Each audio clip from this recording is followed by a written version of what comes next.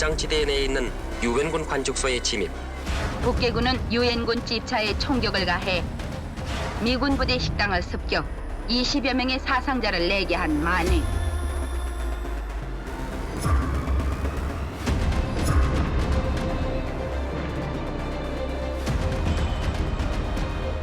당시 총성을 듣고 나서는 오늘 전쟁이 일어날 수 있겠구나.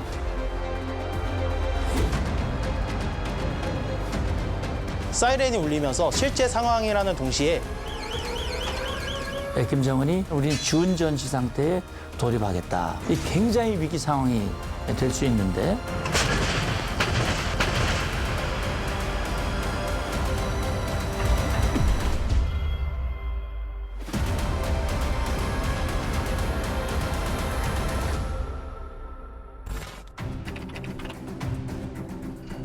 군사 분계선을 사이에 두고 팽팽한 긴장감이 흐르는 이곳 DMZ.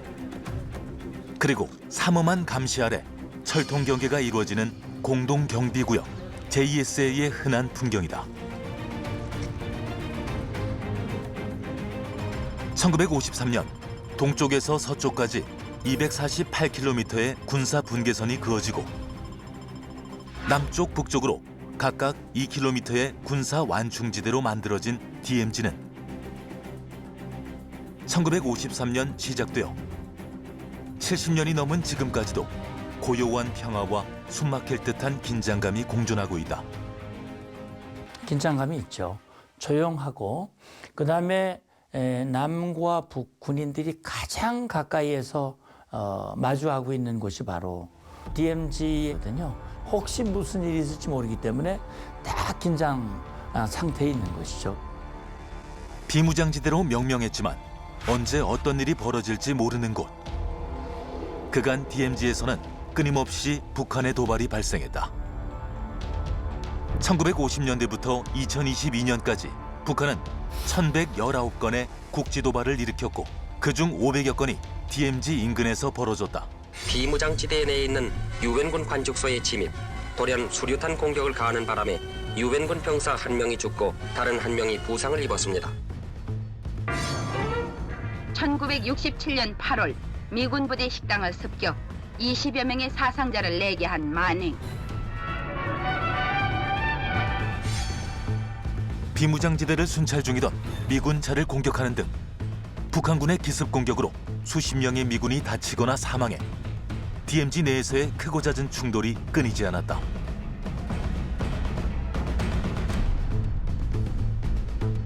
북한군이 DMZ 내에서 일으킨 도발들은 적대 행위에 해당해 엄연한 정전협정 위반이었다.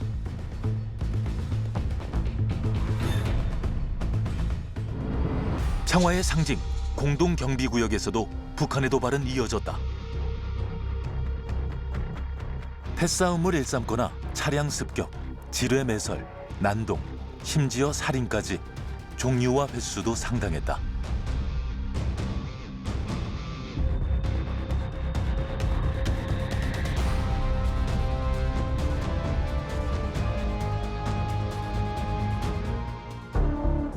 (1970년대) 이후 DMZ에서 발생한 북한의 도발 만행을 가장 잘 알 만한 인물이 있다. 바로 유엔사 군사정전위원회에서 근무한 스티븐 타프 예비역 중령이다. Before 1976, the joint security area was actually both sides. The soldiers as well as the armistice negotiators could go back and forth anywhere within that 800-meter diameter without requesting permission or without needing permission. Because of that incident, then we divided the joint security areas.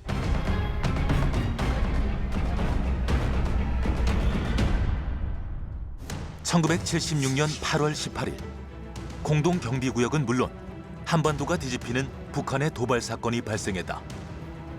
바로 판문점 도끼 만행 사건이었다. 8월 18일 오전 판문점 공동경비구역 안에서 노무자들의 작업을 경비하던 유엔군 경비병들을 북한군의 경비병 약 30명이 계획적으로 기습해와서 악랄한 살인 만행을 저질렀습니다. 당시 북한군 초소에 둘러싸여 있던 군사 분계선 남쪽, 유엔군 3초소에 대한 원활한 시야 확보가 필요했다. 가장 문제는 3초소를 가리고 있던 미루나무 한 그루였고 관측을 위해 어떻게든 정리가 필요했다. 북쪽의 유엔군 초소에서 남쪽에 있는 초소를 관측을 할 수 있어야 돼요. 그런데 8월이잖아요.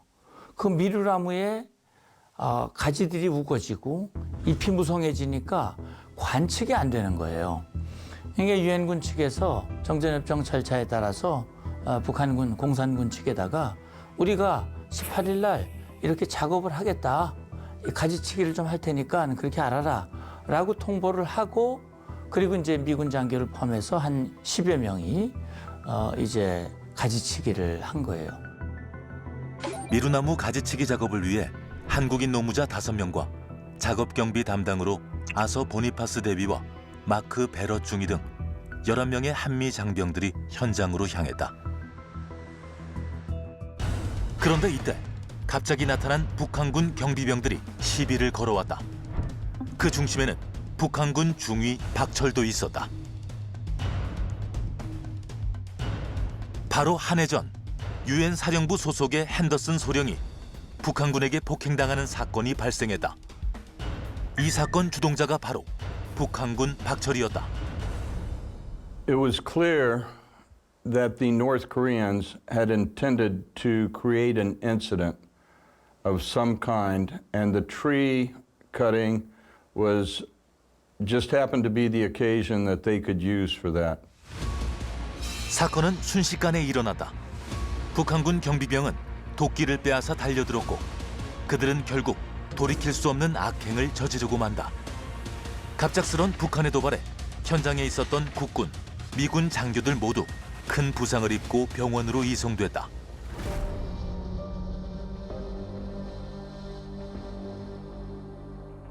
이 사건으로 인해 미군 장교 아서 보니파스 대위와 마크 베럿 중위가 안타깝게 목숨을 잃고 말았다.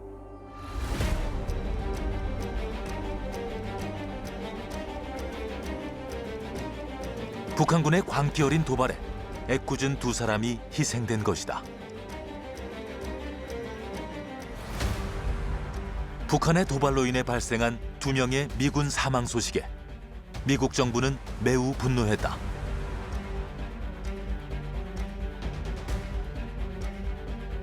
북한의 예측할 수 없는 만행에 국내에서도 분노의 목소리가 높아졌다. 김일성의 사죄를 강력하게 요구하는 시위가 벌어지기도 했다.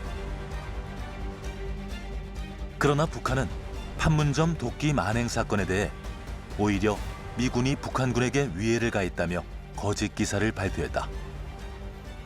그때 북한 당국은 평양시 10만 명 군중을 김일성 광장에 모아놓고 그 판문점에서 미국 놈들이 우리 군인들에게 해를 가했다. 그래서 우리 군인들이 그 신병기제를 이용해서 미국 놈들과 맞섰다. 이 과정에서 희생자도 생겼다라고 이야기했어요. 기본 초점은 우리 한반도에 들어온 미군이 그 우리 인민군 군인들에게 소위 위해를 가했다라는 거였기 때문에 평양시 시민들이 미국에 대한 증오심이 아주 거칠했던 거로 기억하고 있어요. 2명의 젊은 장교를 잃은 미국은 그간 북한이 DMZ에서 보여준 미군 공격과 도발에 대해 강력 응징하기로 결심했다. 사건 발생 직후 당시 헨리 키신저 미국 국무장관을 필두로 워싱턴 특별대책반 회의가 열렸다. 회의록을 살펴보면 가지치기에 대해 상호 간의 합의가 있었고 공동 경비구역 내 크게 문제될 것 없는 작업임을 알 수 있다.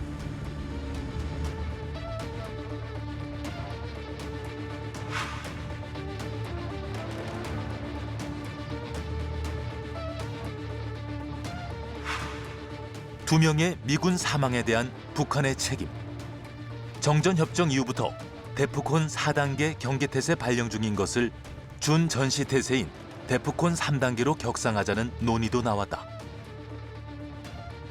준전시태세를 뜻하는 데프콘 3단계는 1991년 걸프전 당시 그리고 2001년 9.11 테러로 자국이 명확한 위험에 처했을 때 발동한 것으로 한반도 내부의 사건으로 데프콘 3단계를 발령한 것은 이 사건이 미국 입장에서도 초유의 사건임을 의미했다.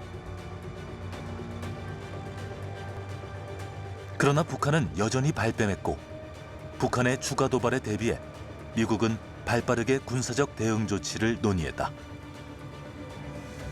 미국의 반응에 북한도 대책을 세워야 했다.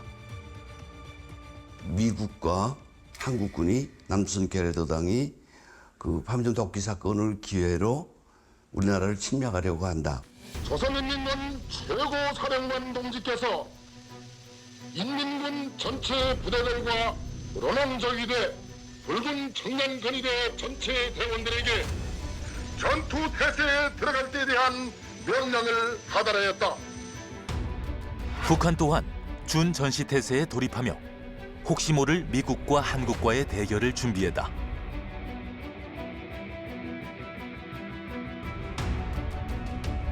미국은 가까운 주일 미군 내의 전투기 및 폭격기, 미국 본토의 항공모함 전단 등 한반도 인근으로 빠르게 집결 가능한 군사 전력들을 파악해 배치에 들어갔다.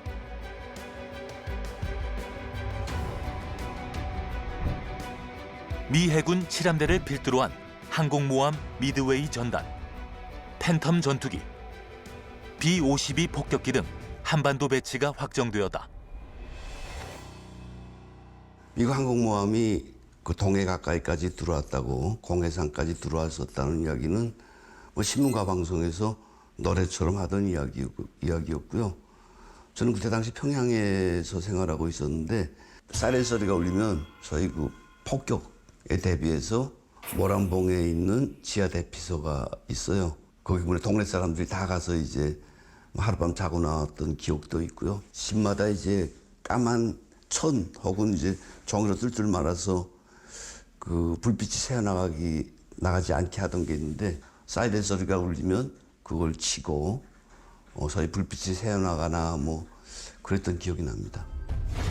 미국과 북한의 준전시태세 발동. 6.25 전쟁 이후 다시 한번 한반도에서 전쟁이 일어날 수 있는 상황. 미루나무 한 그루를 두고 벌인 북한의 만행이 한반도에 검은 그림자를 몰고 오고 있었다.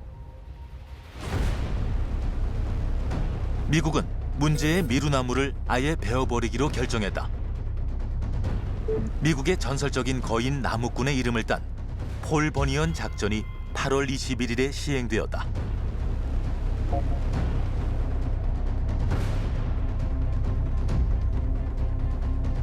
폴 버니언 작전 실행 중 혹시 모를 북한의 추가 도발에 대비 계획했던 항모 전단, 폭격기, 전투기 등 미국 전략 자산들이 동해안에 집결했다. 유엔 측은 힘의 시위 속에 문제 미루나무를 가지 밑줄기부터 잘라버렸다. 그러나 이날 북한 괴뢰병은 멀리서 바라볼 본 아무런 도발이 없었다. 당시에 미국은 북한을 향해서 경고를 했죠. 그리고 반드시 응징할 수 있다라고 하는 것을 시사를 했고 실제 많은 미군 전력들이 한반도로 전개를 했어요. 그런데 그때 당시에 김일성이가 판단을 한 거예요. 이거 이대로 놔뒀다가는 자기가 이 만행을 저질렀는데 이걸로 인해서 입을 피해 응징 이게 클 수도 있다라는 판단을 하고 김일성이가 역사적으로 처음으로 유엔군 사령관에게 사과를 했어요. 폴 버니언 작전이 끝난 직후 김일성은 판문점 공동경비구역에서 벌어진 사건에 대해 유감이라는 입장을 전했다.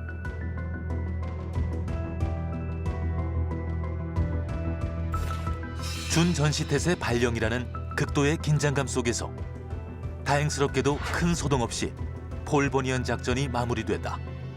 그리고 시야를 가렸던 문제의 미루나무도 사라졌다. JSA 안보견학관에 당시의 미루나무 일부가 전시되어 있다. 미루나무가 잘린 자리에는 당시 사건으로 희생된 보니파스 대위와 배럿중이 두 사람을 기리는 추모비가 세워졌다. 매년 판문점 도끼 만행 사건 일자가 다가오면 그들을 기억하기 위한 헌화가 이어지고 있다.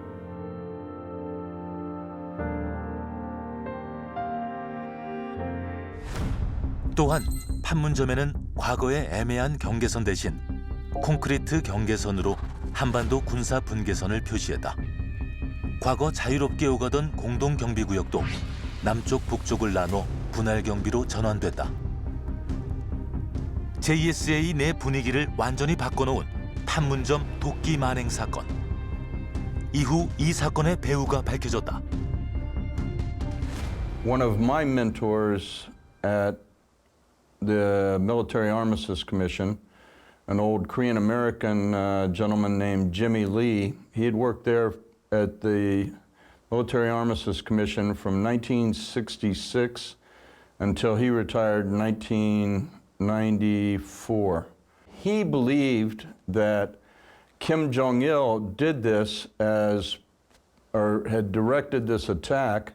However, they miscalculated, thinking that it was going to go unchallenged by the South Korean and American forces there. 도끼 만행 사건 이후 북측 판문각의 모습을 드러낸 건 당시 막 공식 후계자의 자리에 오른 김정일이었다. 당시 김정일이 내적으로는 그 후계자라고 선택됐는지 몰라도 일반 주민들은 거기에 크게 이제 관심이 없었어요. 아마 치적을 쌓고 싶었을 거예요. 그래서 지금에서 생각해 보면 정말 김정일은 소위 김일성에게 반드시 신임을 얻어야 했고 군의 소위 그 미래 최고 사령관으로서 영향력을 발휘해야 했으니까 판문점 도끼 사건을 계기로 인민군의 영향력을 행사하려 했다. 차기 지도자로서 아버지 못지않은 영향력을 발휘해야 했던 김정일. 판문점 도끼 만행 사건의 원인을 주적인 미국에 덮어씌워 북한 내부 단결을 꾀했던 것이다. 1976년 판문점 도끼 만행 사건 이후 공동경비구역 분위기는 더욱 살벌해졌다. 그러나 이후에도 이곳에서 북한의 도발은 끊임없이 발생했다.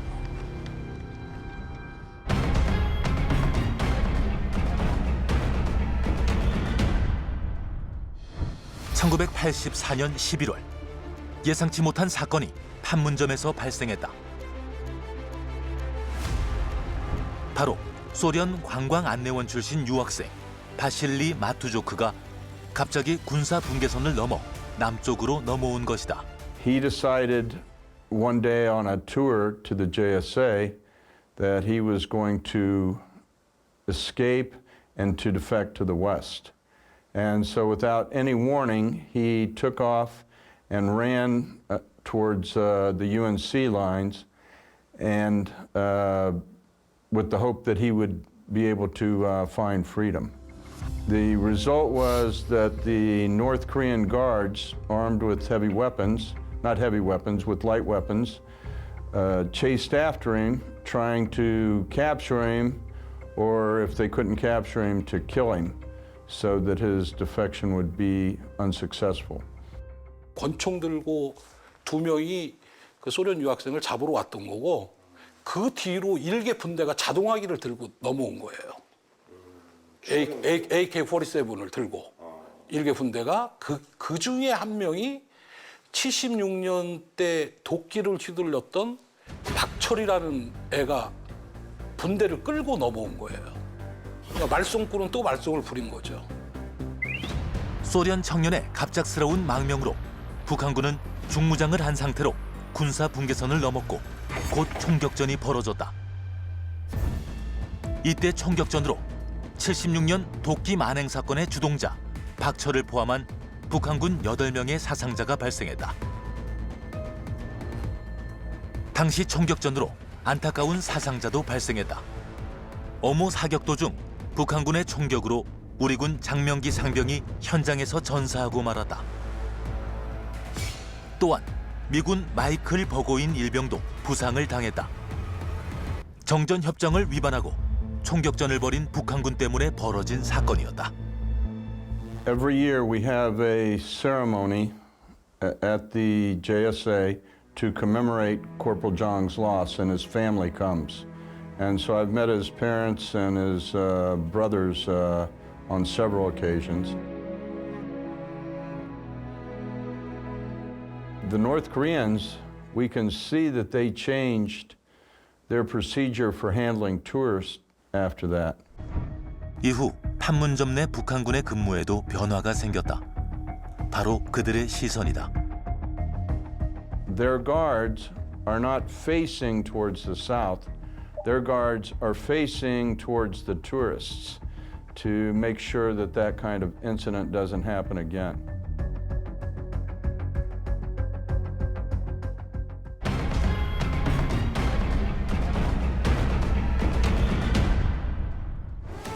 (2017년) 판문점에서 또 한 번의 귀순 사건이 발생했다. 이번에는 판문점 북한군 경비병이었다. 귀순을 저지하려는 다른 북한군들의 총격으로 공동경비구역은 다시 한번 비상이 걸렸다.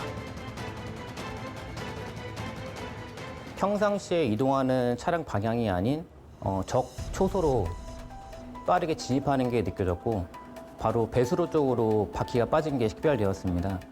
근데 이거는 제가 근무하면서 처음 있던 상황이었고 과거 사례도 없던 상황이기 때문에 이건 특이 상황이다라고 판단해서 즉각 대행한테 보고했습니다. 2017년 11월 13일 15시 11분 72시간 다리 방향으로 의문의 지프차가 전속력으로 달려왔다.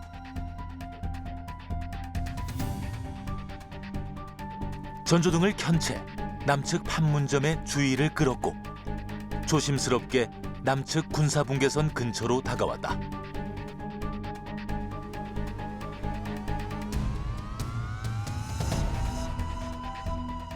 수상한 지프차를 발견하고 북측 판문각에서 북한군이 뛰어내려왔다. 이후 완전 무장한 북한군의 추격이 시작되었다. 지프차에서 내린 북한군 귀순병사가 판문점 남측 방향으로 뛰기 시작했다.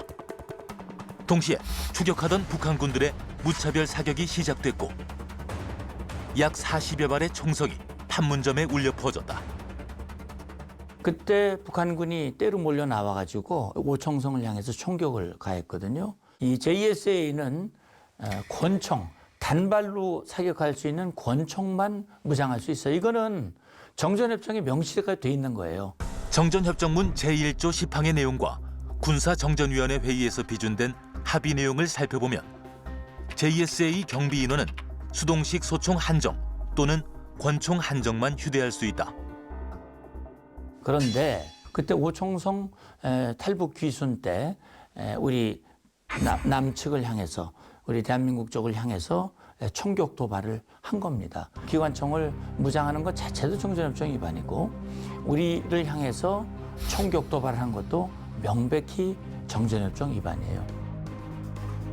정전협정을 어기고 시작된 북한군의 총격으로 인해 북한군 귀순병사는 5발의 총상을 입고 쓰러졌다.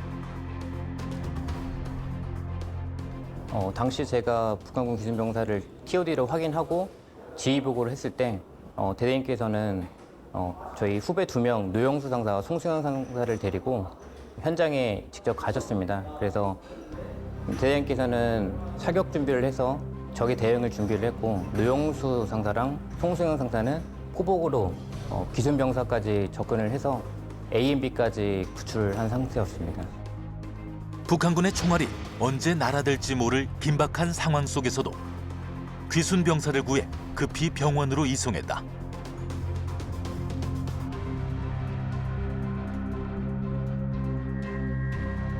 당시 북한군 귀순병사는 총상이 깊어 위독한 상태였지만 다행히 목숨을 건질 수 있었다.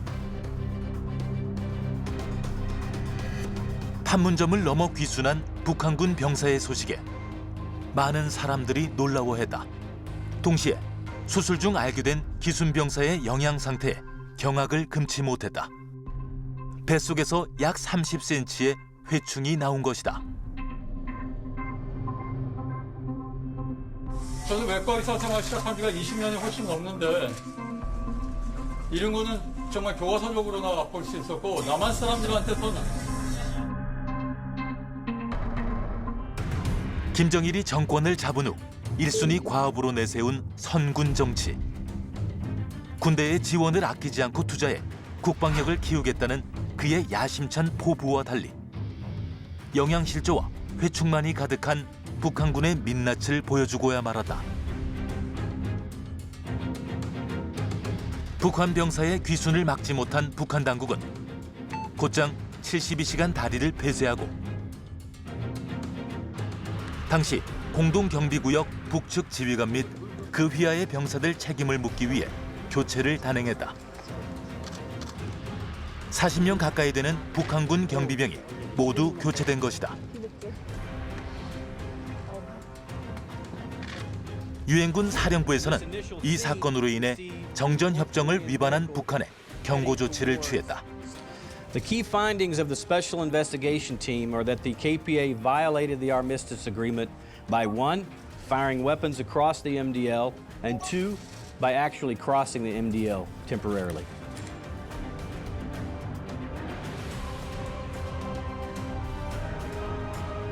(2017년) 판문점 북한군 귀순 총격 사건은 당시 북한의 미사일 도발과 핵실험 강행 등의 사건들이 맞물리면서 한반도 분위기를 더욱 경색시키게 된다.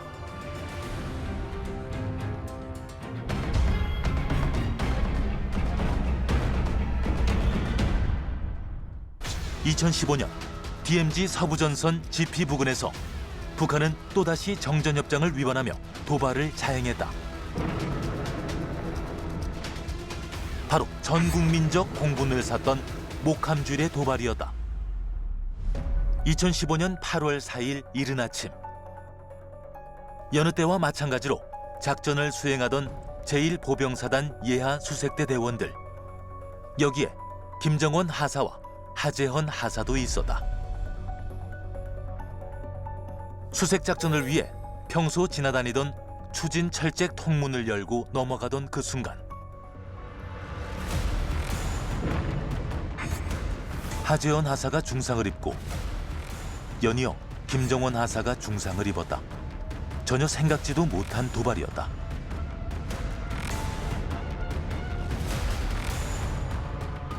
이 목함줄의 도발 사건으로 2명의 젊은 부사관들이 중상을 입고 말았다. 목함질의 도발은요, 김영철이가 기획한 거예요. 김영철이가 정찰총국장을 하면서 특수부대를 보내가지고 남방 한계선에서부터 군사분계선 사이에 추진 철책이 있습니다. 그 철책 거기까지 와가지고 목함지뢰를 매설한 거예요.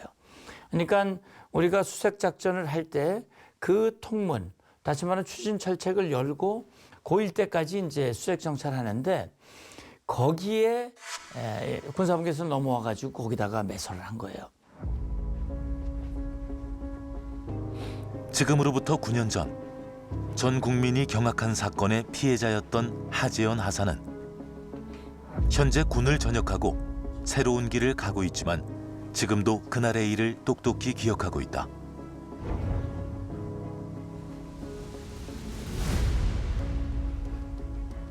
저 같은 경우는 그날 이제 새벽 4시에 일어나가지고 이제 작전 갈 준비를 다 마치고 이제 6시 정도에 출근을 해서 이제 준비를 했죠. 작전 갈 준비하고 이제 07시에 아마 그 통문에서 이제 신고를 하고 작전에 투입이 됐던 것 같아요.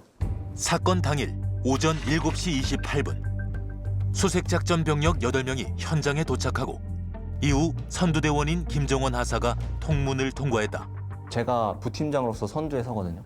그래서 제가 제일 맨 선두에 서서 저희가 정해져 있는 들어가기로 한 그 쪽문, 소통문이라고 하는데 소통문을 점검을 해요. 인계철선이라든지 뭐 어떤 부비 트랩이라든지 지뢰 체크도 하거든요, 바닥에. 그래서 그거를 했는데 이상이 없어서 제 아군들을 오라고 완수 신호를 보내죠.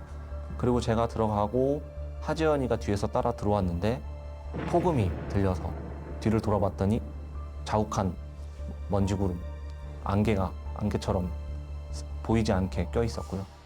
오전 7시 35분 통문을 통과하던 하재원 하사의 발밑에서 1차 폭발이 일어났다.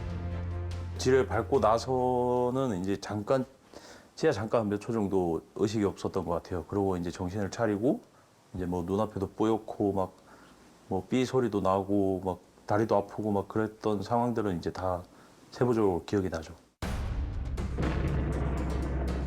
지뢰 폭발로 인해 하재원 하사는 두 다리를 잃는 큰 부상을 당하고 말았다. 그리고 그 상황을 김정원 하사가 눈앞에서 목격했다.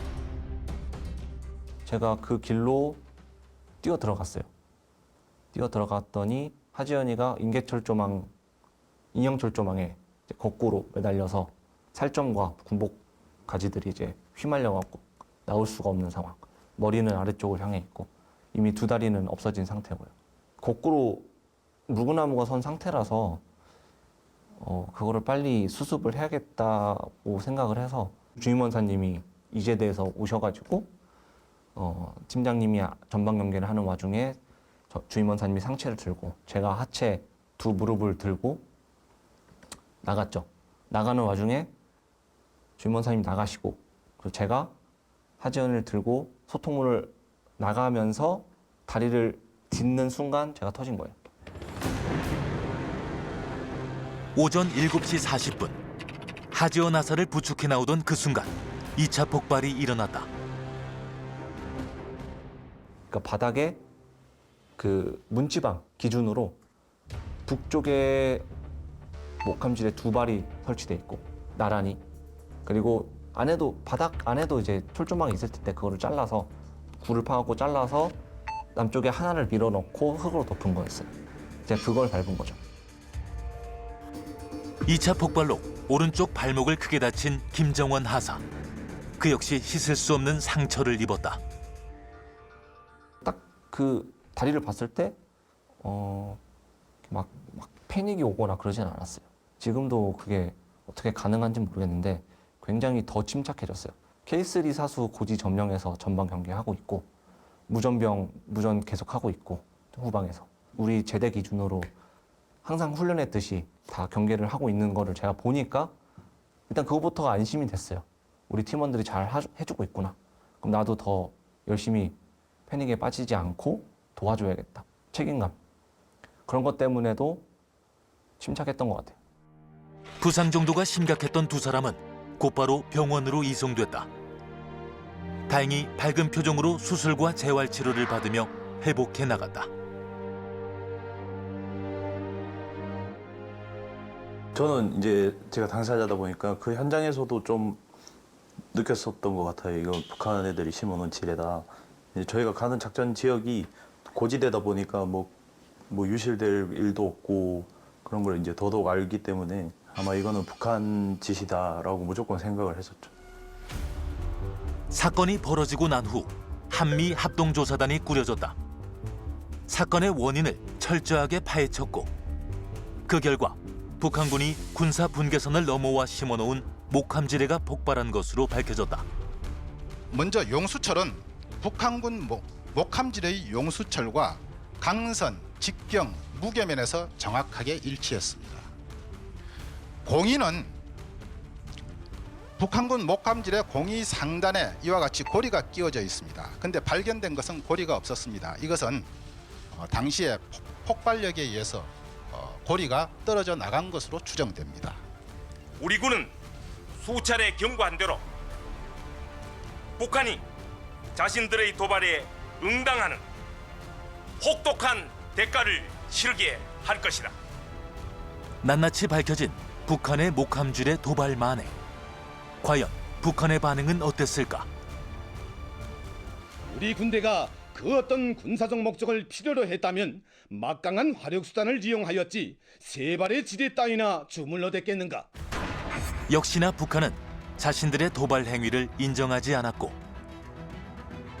이에 우리 국방부는 목함지뢰 도발에 대한 강력한 대응책을 준비했다. 11년 전에 꺼졌던 확성기를 다시 켜면 된다. 그게 뼈저린 응징 조치가 될 것이다. 결국 이 합참 우리 국방부가 확성기를 다시 켜는 조치를 취했어요. 11년 전 작동을 멈췄던 대북 확성기 재가동을 결정했다. 북한의 아킬레스건이라 불리는 대북 심리전 방송이 전방에 퍼져나갔다. 한민족 통일로 미래로. 북한 동포 여러분 안녕하십니까?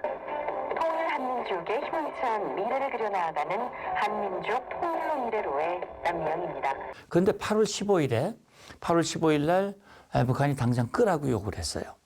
끄라고 요구를 했는데 우리가 안 껐죠. 북한이 끄라고 해서 뭐 끌 것 같으면 키지도 않았지. 우리는 안 껐죠. 대북 확성기의 효과는 대단했다. 방송을 틀자마자 북한은 즉시 중단을 요구해왔다.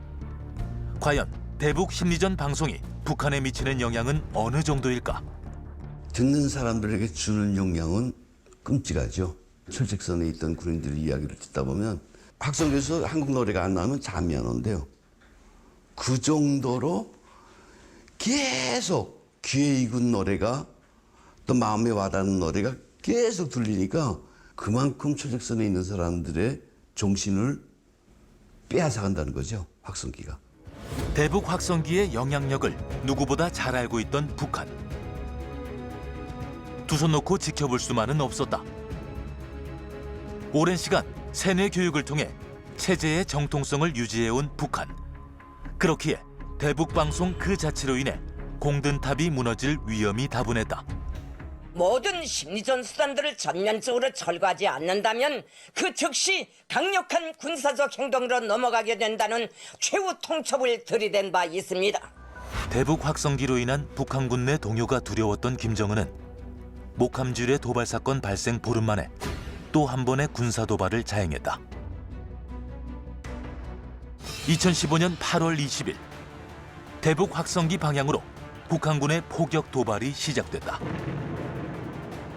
서부 전선인 연천 DMZ 방향으로 14.5mm 고사포와 76.2mm 형사포를 수발 발사한 것이다. 두 차례에 걸친 북한군의 포격은 결코 해서는 안 될 명백한 도발 행위였다. 우리 군은 북한군이 8월 20일 오후 3시 53분과 4시 12분 등 두 차례에 걸쳐 MDL 이남 지역으로 화력 도발을 한 징후를 포착하였으며 군사분계선 이남으로의 포격 도발은 우리 국군 장병들은 물론이고 전방 지역 국민들에게 불안감을 가중시킬 수 있는 중대한 도발 행위였다. 이에 우리 군도 특별 대응 작전에 돌입했다.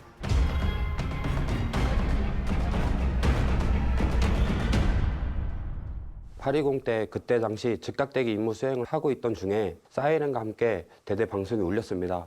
그래서 저희 부대에서는 신속하게 인원들이 다 포상에 투입을 했고 바로 사격 임무를 할 수 있게끔 준비하고 있던 상태에서 여기서 다시 한 번 더 지휘통제실에서 전파가 왔습니다. 실제 사격을 할 수도 있으니 장약까지 다 넣어서 장전을 해놓은 상태로 대기를 해라. 그래서 저는 전포대 사격 통제관으로서 전포반을 돌면서 8호 장약을 까는 것과 탄 장약, 내관까지 넣는 거를 다 할 수 있게끔 각 포반별로 가서 다 신경 쓰면서 준비를 하고 있었습니다.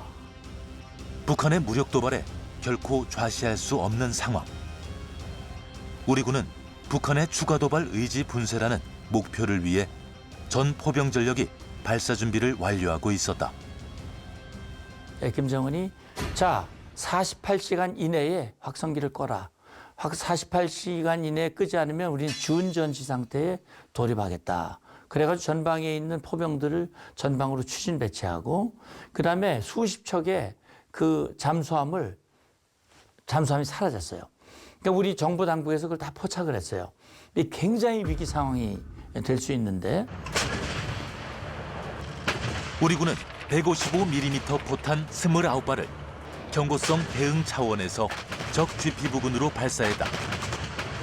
항상 훈련장에서만 진행했던 사격을 부대 주둔지 포상에서 바로 실시할 정도로 긴급하고 급박한 상황이었습니다. 그 정도로 모든 결전 태세를 다 확립하고 어떤 상황이 발생하더라도 대응할 수 있도록 준비해왔던 것 같습니다. 그 이후 포대장님한테 전달받은 내용이었지만 당시의 사격이 DMZ 이북 지역으로 42년 만에 실시한 것이라고 전달을 받았고 정말 변수도 많았고 초를 다투는 순간이었던 것 같은데 지금 와서 생각해보면은 지금처럼 실전처럼 해왔던 훈련이 큰 빛을 발휘하지 않았나 그런 생각이 듭니다. 첫날은 경고성 포격으로 끝이 났지만 언제든 대북 확성기를 노리고 북한이 추가 도발을 감행할 수 있는 상황이었기 때문에 근본적인 해결 방안이 필요했다. 48시간 이내에 끄라고 그랬어도 우리가 안 껐잖아요. 그러니까 48시간이 아니라 24시간 만에 김정은이 자 대화합시다 그래가지고 대화 제의를 했어요. 그때 북한의 황병서 총정치국장, 그다음에 김양건 당시 외무상을 내려보냈어요. 그래가지고 판문점에서 2+2 회담이 열린 겁니다. 서부전선 포격 도발 직후 한국 대표와 북한 대표가 판문점에서 대화를 하기 위해 마주 앉았다. 몇 날 며칠간의 마라톤 회의를 거쳐 2015년 8월 25일 드디어 합의점을 도출해냈다. 그 회담에서 나온 합의가 8.25 합의인데 그 회담 때 북한은 어떻게든 그 확성기를 끄라는 그런 김정은의 지시를 받고 내려온 거예요. 그러니까 우리가 요구한 것이 첫째, 목함지뢰 도발에서 시인하고 사과해라. 그다음에 재발 방지 약속을 해라. 그리고 다시 도발을 한다면 비정상적인 조치를 취하면 다시 확성기는 켜진다. 라는 걸 8.25 합의에다가 다 집어넣었어요. 사건의 발단이 된 목함지뢰 도발에 대한 사과와 대북 확성기 중단. 앞으로 북한 도발을 멈춰줄 것에 대해 합의했다. 제가 남북관계를 쭉 봤지만 남북관계 역사상 남북 간 공식 합의에 북한이 사과하고 재발 방지를 약속한 건 그때가 처음이에요. 북측은 최근 군사분계선 비무장지대 남측 지역에서 발생한 지뢰 폭발로 남측 군인들이 부상을 당한 것에 대하여 유감을 표명하였다. 그렇게 해서라도 확성기를 끌려고 했던 이유는 뭐냐? 북한은 거짓말로 탄생한 정권이다. 거짓말로 지탱을 하고 있어요. 거짓말하는 자들에게 가장 두려운 게 뭡니까? 진실과 정보입니다. 확성기가 뭘 하죠? 정보를 알려주는 겁니다. 뉴스, 진실을 알려주는 겁니다. 그러니까 전방 지역에 근무하는 북한 군인들 10명씩 근무하는데 그 전방 지역에 근무하는 그 북한 군인들이 그 확성기를 통해서 계속 정보와 진실을 들어요. 접경 지역에 있는 주민들이 그걸 들어요. 그게 안 퍼지겠어요? 아무리 북한이 보안 유지한다 해도 그게 안 퍼질 수가 없어요. 그렇다면 거짓말로 유지하는 정권이 뿌리부터 흔들리게 돼요. 그러나 북한은 이번에도 말뿐이었다. 북한의 도발 재발 방지 약속은 1년도 채 넘기지 못했다.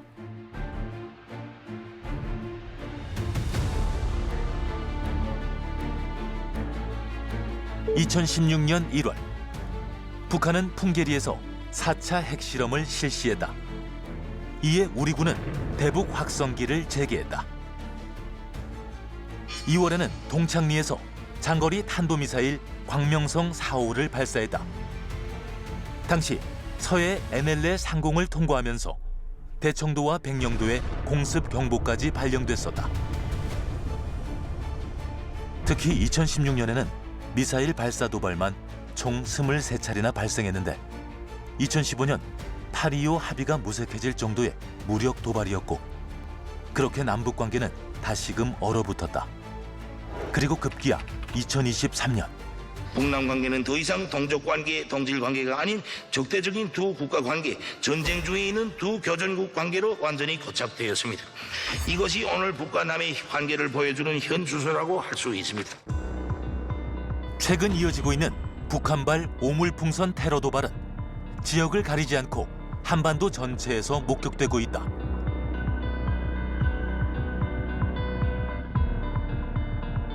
그러나 북한에서는 오물풍선을 성의의 선물이라는 망발을 해대며 대한민국을 계속 도발하고 있다. 이에 우리 군은 대북 확성기를 재설치했고 대북방송은 전략적, 작전적 상황에 따라 융통성 있게 시행할 예정이다. 오물풍선 도발에 대한 대응이 채 끝나기도 전에 최근 또 다른 변화가 감지되었다. 이번 역시 비무장지대였다. 북한군은 지난 4월부터 북방 한계선 인근에서 지뢰 매설과 구조물 설치 작업을 진행하고 있고 여러 차례 지뢰 폭발로 다수의 사상자까지 발생한 것으로 밝혀졌습니다. 지금 철책선에서 북한 군인들이 그 담을 쌓는다 그러잖아요. 담을. 2023년 7월 고성 DMZ 일대 위성 사진에는 아무것도 발견되지 않았으나 최근 2024년 6월 고성 DMZ 부근에서 과거에는 없던 담과 비슷한 구조물이 발견되었다. 저는 처음에 그런 생각을 했어요. 담을 쌓는다? 이것 봐라. 담을 싸서 방송 못 듣게 하려고 그러나? 나 그 생각을 했어요. 만약 군인들이 지키는 데다가 코앞에다 쌓아버리면 산을 하나 쌓는 것과 같은 효과를 거둘 거예요. 저는 그래서 애들이 진지 작업을 구실로 담을 쌓고 있지 않나 싶은 생각이 들어요. 지금도 DMZ 내 북한군의 작업은 진행 중이다. 우리 군은 조금이라도 의심 정황이 포착된다면 바로 대응할 수 있도록 DMZ 철통 방어를 유지하고 있다. We're coming up on the 71st anniversary of the Armistice Agreement. The only rules that we abide by are the ones to not violate the military demarcation line, to not violate the airspace of the other side or the contiguous waters of the other side. 3대 세습 정권을 유지하기 위해 각종 도발 만행을 이용하여 내부 결속을 다져온 북한. 북한 체제가 무너지지 않는 한 그들의 도발도 계속될 것이다. 여기서 서울이 멀지 않습니다. 전쟁이 일어나면은 불바다가 되고 말아요. 정전 협정을 완전히 백지화해 버릴 것입니다. This is something that we live with. I'm not a Korean citizen, but I'm still subject to the same dangers, and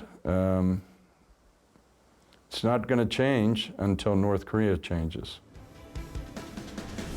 북한은 언제나 원하는 것이 있을 때는 협상 카드로, 그리고 체제 유지를 위한 도구로서 도발을 자행해왔다.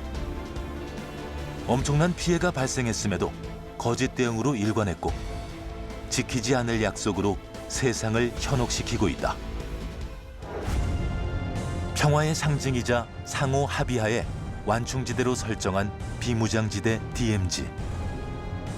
그러나 평화를 위협하는 무분별한 북한의 도발 만행은 지금도 이어지고 있다. 우리는 긴장의 끈을 놓지 않고 북한의 도발 의지를 분쇄시킬 수 있는 강력한 힘을 키워야 할 것이다.